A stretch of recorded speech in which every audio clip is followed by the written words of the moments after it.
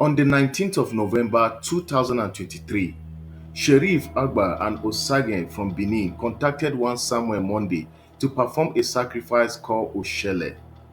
This sacrifice or ritual was supposed to make these two guys from Benin very, very rich. In fact, rich to a tune of 200 million naira in 7 days. Wow, what a deceit. Now, it is unclear how these two people met, but for Samuel Monday, we are not sure if he's a native doctor or not. But for him to be contacted means that he must know something about the Eshele ritual. He charged these two men the sum of 800,000 naira for the process and the materials that is needed for the ritual. This is business for them. This is the Nigeria that we are living in. But wait a minute. If Olowo Samuel could make a ritual of 200 million naira in 7 days, if he could help people to make that much, why didn't he do it for himself again and again and again, enough to make him a billionaire? You see, that is the deceit that is being thrown out in the street today. So Olowo Samuel Monday could not do this ritual by himself. So he had to contact another man called Peter Oluwalese, a white garment prophet who is well known for dealing with human parts. The chain is already building up. You can see 4 people are involved already. The 2 Benin boys, Samuel Monday, and Prophet Peter Oluwalose. Peter's job was to get a young lady of between 18 to 20 years of age. And what they needed in the body of this young lady is the head, the breast, the weight, the wrist, and maybe the private part. Peter could not do it alone, so he reached out to another white garment prophet in Lagos named Yusuf Jamil. You can see the chain is still building. Prophet Jamil too needed someone to help him to get the victim to use for the Oshele ritual. So he reached out to someone else, a herbalist back in Ogun State called Abidemi Moses. All this connection and chain is to find a suitable victim for the Oshele ritual. Abidemi Moses was equal to the task. So he clearly showed that he can deliver, but he wasn't going to do it for free. Yes, he demanded the sum of 600,000 naira. The person that was supposed to pay the 600,000 was Samuel Monday. That's the first guy who received 800,000 naira from the 2 Benin guys. Monday negotiated it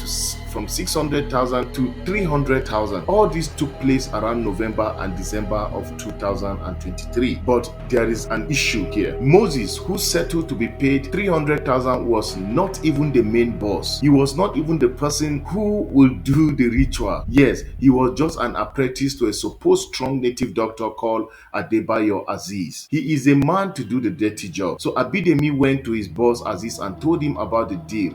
And Aziz happily agreed to do the job. After all, that is his business for over 3 years now. It was a simple thing for him to do. You see, we are not sure how he planned to get this young lady for the ritual, but I suspect it's the usual way of, you meet a lady, you ask her out, you promise her iPhone 13, 14, or even 15 Pro Max, and that is it. They strike them very hard. That is the situation. That is what has been happening. Young ladies are being used on a daily basis, are being killed on a daily basis because of what they want to get from these young guys or from these men. You can see a young lady will go at any length to make sure she sleeps with a man just to get her heart desires. You see, it's happening all the time, and it's painful because our young ladies do not learn.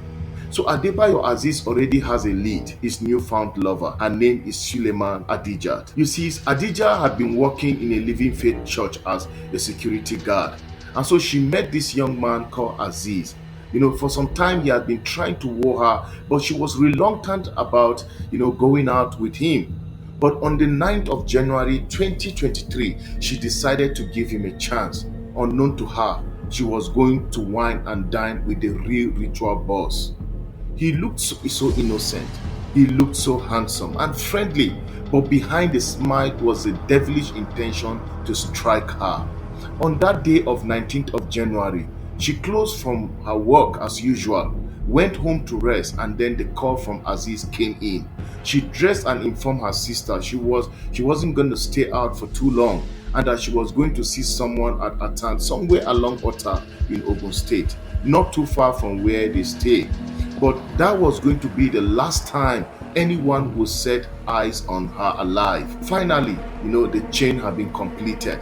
They have been looking for a lead. They have been looking for someone to use for the Ishele ritual. And then finally, here is Azizat, innocently falling prey to this man called Aziz. The person they have been looking for have finally been found. Remember, they went for a date, but at this point, we are not even sure what happened. Maybe she was drugged, maybe she was hypnotized, or even maybe she was tied and driven to the shrine. Aziz handed her over to his boys, Abidemi Moses, to finish off the work. Other boys were there to help in the killing and dismembering her body, so they succeeded in buying her. Her breast, private part, head, and wrist were packaged and delivered to Olowo Samuel Monday and Prophet Peter Oluwalosei. Remember, they were the people that first demanded for body part in the first place. So it was believed that the body part was taken to Moses' house where the ritual was carried out. The body part was cooked in a pot and made into some kind of paste or cream. Maybe those guys from Benin will apply it on their body. Maybe they will use the cream to rub on their body for the ritual to work. I'm not sure. But the ritual process was completed. It's not clear how the paste will be used. After all the process, they took the mixture and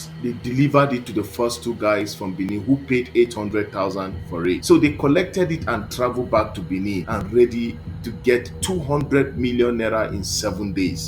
Wow, 7 days, 200 million. So after 7 days of using the mixture, did anything happen? No. Another 7 days came and nothing happened. Another 7 days came and nothing happened. What a deceit from the pit of hell. So they began to call to complain about the failure of the ritual.